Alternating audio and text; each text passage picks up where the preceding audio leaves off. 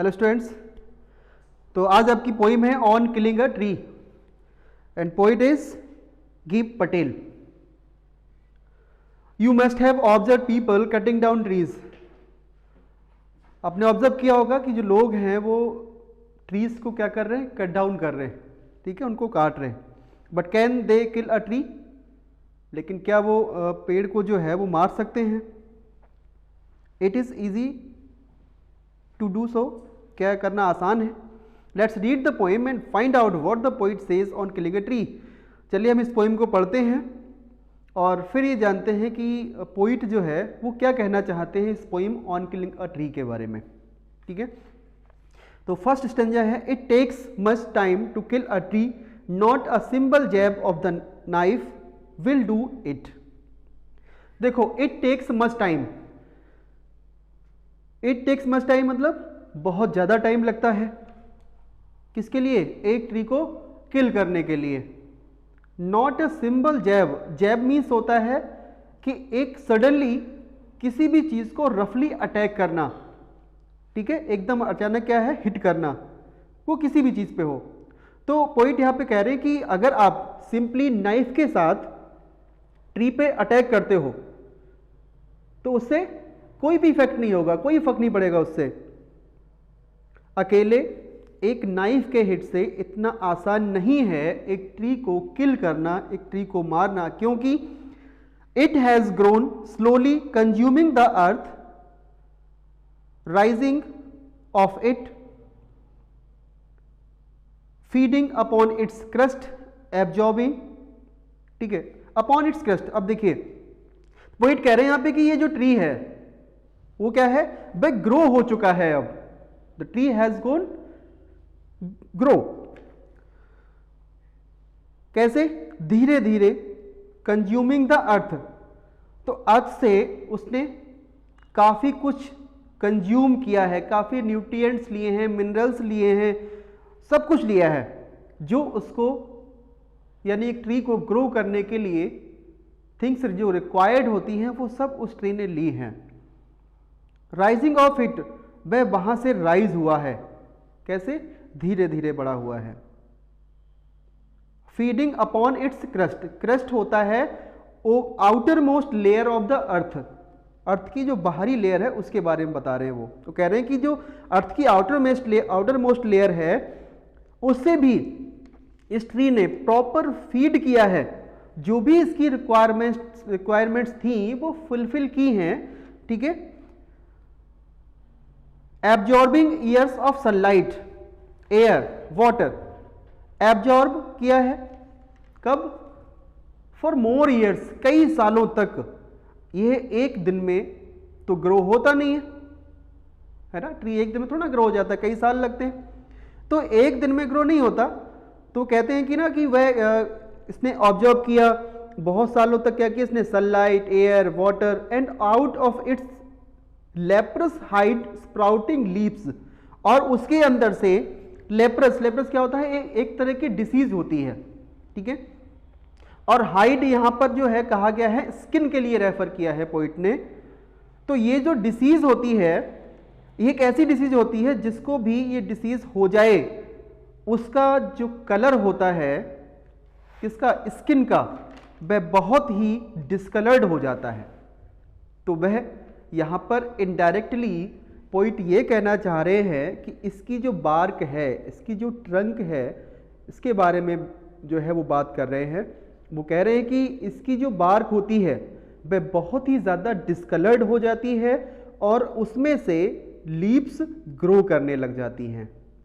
Sprouting leaves मतलब क्या होता है, ग्रोइंग लीव्स, उसमें से लीव्स निकलने लग जाती हैं, ठीक है। सेकेंड स्टेंजा देखते हैं, so hack and chop but this alone won't to do it, not so much pain will do it, the bleeding bark will heal and from close to the ground will rise curled green twigs, miniature boughs, which if unchecked will expand again to former size. Hack and chop means होता है जैसे आप किसी x से, किसी कुल्हाड़ी से क्या कर रहे हैं, आप ट्री के ऊपर मार रहे हो, ठीक है। चॉप मीन्स आपको पता है काटना पीसेस में, ठीक है। तो आपने क्या किया, बहुत ही हैवी तरीके से आपने एक्स के थ्रू हिट किया उस ट्री को और उसके पीसेस करने की आप कोशिश की आपने, but this alone won't do it, मतलब वो कह रहे हैं अकेले इस कुल्हाड़ी से कुछ नहीं होगा, अकेले इस एक्स से कुछ नहीं होगा। आप हिट करोगे तो इससे ट्री की डेथ नहीं होगी, ट्री जो है किल नहीं होगा। Not so much pain will do it, मतलब क्या होगा, इतने से काम नहीं होने वाला, इतना ज्यादा दर्द नहीं होगा, इस पे कोई फर्क नहीं पड़ेगा, मतलब इसको और ज्यादा पेन की जरूरत है, ठीक है। वह कहते हैं पोइट यहां पर कि द ब्लीडिंग वाक, तो ब्लीडिंग मतलब आप जानते हो, ठीक है, जैसा ह्यूमन बीइंग में कहीं भी कुछ हर्ट हो जाए, किसी को चोट लग जाती है तो उस पार्ट से ब्लड निकलना शुरू कर देता है, तो उसको क्या कहते हैं, हम ब्लीडिंग कहते हैं। ठीक ऐसे ही यहां बताया पोइट ने ट्री के बारे में। तो वो कह रहे हैं कि ये जो ट्री की बार्क होती है, जो ट्रंक है, वह ब्लीड करने लगता है। कब? जब आप उसको चॉप करने जाते हो, यानी उसमें से एक लिक्विड निकलने लगता है। आपने ध्यान से देखा होगा जब ट्री को कट किया होगा, उसकी बार्क को, उसकी ट्रंक को, तो वाइट वाइट कलर का एक लिक्विड निकलने लगता है। तो पोइट कह रहे हैं यहां पर कि अगर आपने उस ट्री पर कुल्हाड़ी से या एक्स जो है हिट की, तो आपने कोशिश की है उसको कि उसके पीसेस हो जाएं, उसके टुकड़े हो जाएं, लेकिन ऐसा नहीं होगा। सिर्फ उसमें से जो है थोड़ा सा लिक्विड निकलेगा, लेकिन यह भी विल हील, हील मीन्स होता है रिकवर, ठीक होना, तो वह भी जो है वो रिकवर हो जाता है। And from close to the ground will rise curled green twigs, और क्या होगा, ग्राउंड के पास से मीन्स बिल्कुल जहां नीचे वाली जगह से आपने जो कट किया था ना, जहां पर भी वह कट हुआ है, क्या होगा, वह रिकवर होना शुरू हो जाएगा। उसमें से कर्ल्ड थोड़ी बहुत टर्न की हुई जो ग्रीन कलर की जो ट्विग्स है, ट्विग्स मतलब कहते हैं स्मॉल ब्रांचेस, छोटी छोटी जो ब्रांचेस हैं, जो टहनियां हैं, वो आने लगेंगी वहां से। मिनिएचर बॉज का मतलब, मिनिएचर में यानी होता है बहुत ही ज्यादा छोटी, और वॉज मीन्स होता है विच, बॉज यानी ब्रांचेस, ठीक है, वह भी फिर से खड़ी हो जाएंगी। और विच इफ अनचेक्ड, अगर हमने उन ब्रांचेस को, उन टहनियों को अनचेक्ड छोड़ दिया, मीन्स उनको आपने नहीं रोका, उनको या काटा, तो क्या होगा, जो ब्रांचेस हैं वह फिर से एक्सपेंड हो जाएंगी, वो ग्रो कर जाएंगी, और फिर से वह अपने उस फॉर्मर साइज पे आ जाएंगी जो पहले उनका साइज था, मतलब वो ओरिजिनल साइज पे आ जाएंगी। जब आपने कट किया था ना उसकी ट्रंक को, उसकी वार को, जो पहले साइज था सेम उसी साइज में वो ग्रो कर जाएगी फिर से। नेक्स्ट देखते हैं। नो, वो कह रहे हैं ऐसे खत्म नहीं होगा ये प्लांट, ठीक है। अब क्या कहेंगे वो, अब कैसे खत्म करना है वो देखते हैं। The root is to be pulled out of the anchoring earth, it is to be roped, tied and pulled out, snapped out और pulled out entirely। देखिए पॉइंट कह रहे हैं यहाँ पे, नहीं ये आप जो इस तरह से आपने कट किया, ठीक है, ऐसे कुछ नहीं होगा। एक वाइट कलर का लिक्विड निकलेगा, और वहां से कुछ समय के बाद जो है वो passage of the time, the cut part of the tree will recover, will heal, वो रिकवर हो जाएगा, फिर वहां से जो है वो लीव्स ग्रो करने लग जाएंगी।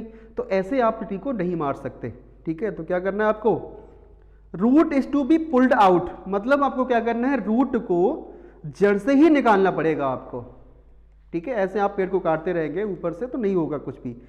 तो कहां से, out of the anchoring earth.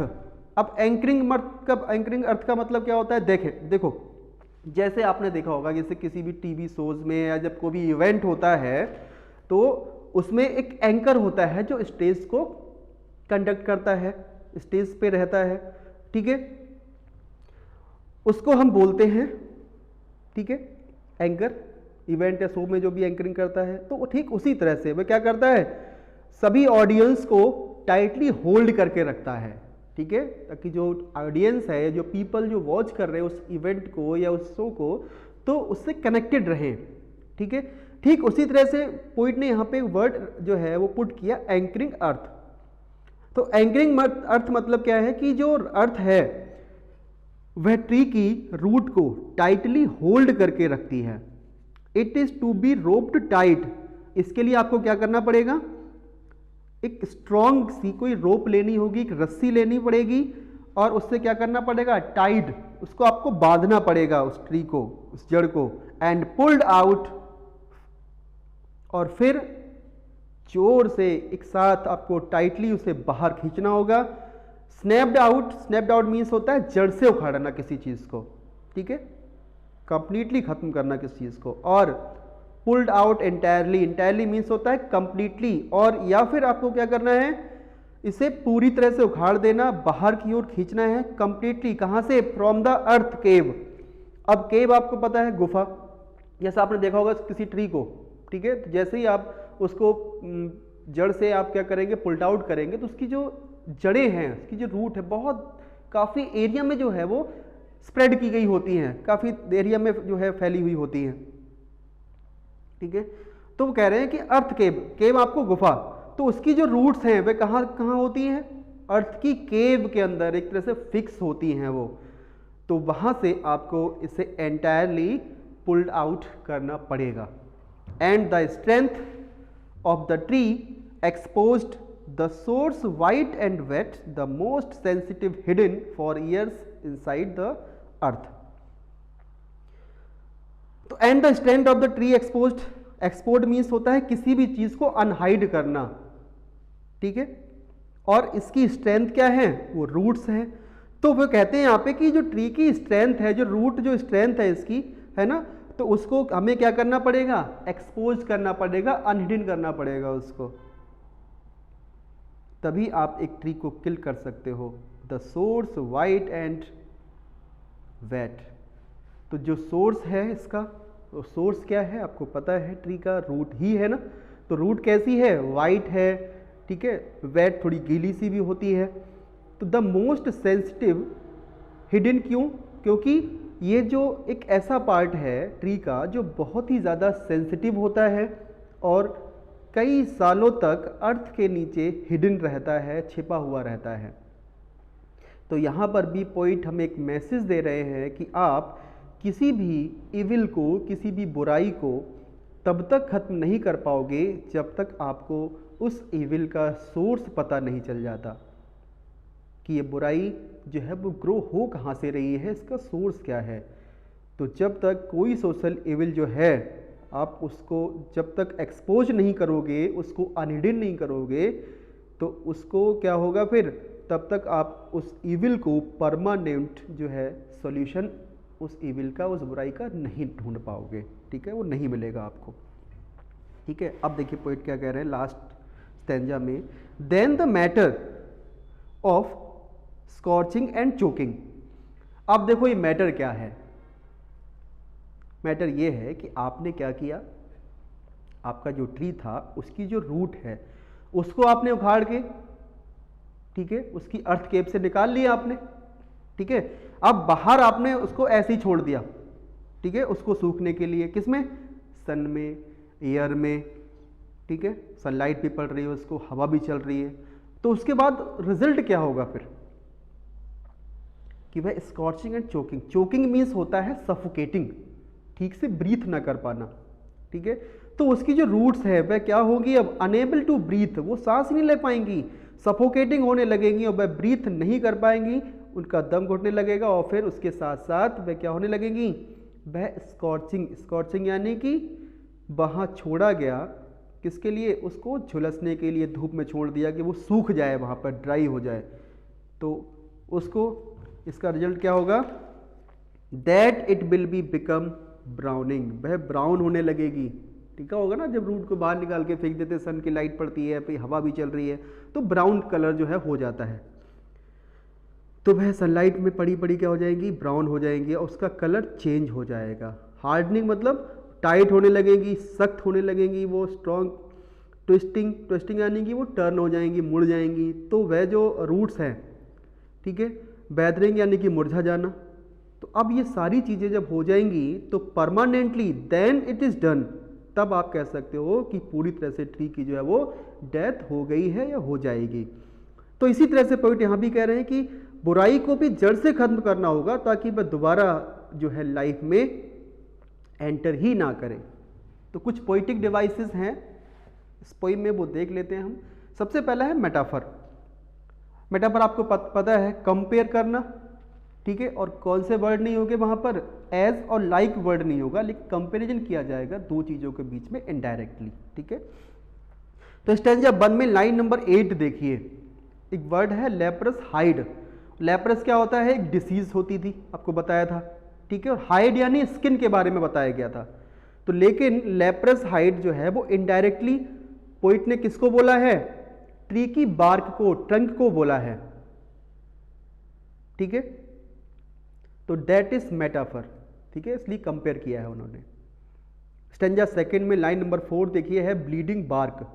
Bleeding किसको होती है, ह्यूमन बीइंग को होती है, ठीक है, ब्लड निकलता है उनके चोट लगने पर। लेकिन डायरेक्टली इसमें क्या किया पोइट ने, वाइट जो लिक्विड है वो कह रहे हैं बार्क का, उसके लिए कह रहे हैं वो ब्लीडिंग, तो उससे रेफरेंस दिया है। तो ये क्या है यहाँ पर, मेटाफर है।